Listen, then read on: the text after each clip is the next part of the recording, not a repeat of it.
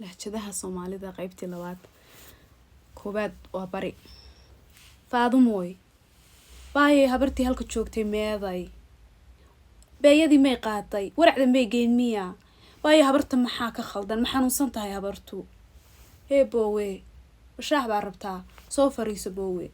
maya haddaan kuu karinaya walaalle ii soo fariiso qaybta labaad reer xamar ay faadumo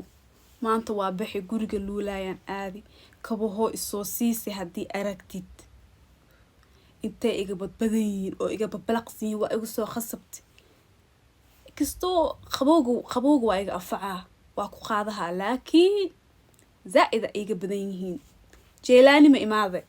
qaybta saddexaad mudug iyo la sheekaysanaysaa dhuucush iyo la hadlaysaa walaalay malaha badha aniga ay laba hadlayso gebigeeda walaayta madax iyo lugaha beesa isugu keenay waa bac yarta ku xidhay hog qodayaa hog inta qada ku aasaya ibaba taqaan awogay fooqiyadu dhistay bidhabooga horta ilaahay bay ku sheegtay buu sheegtay ilaahayga dhumida waxba ogay bad adigu iga sheekaynaysaa iga dhaaf 4 is going to be NFD Somali Suju. I don't know that one very well, but I'll try. Ani may kasi horta bari wata qabna ma nooymaani ya adig baa horta maxaa ka qabanaysa adig jinni ma qabtaa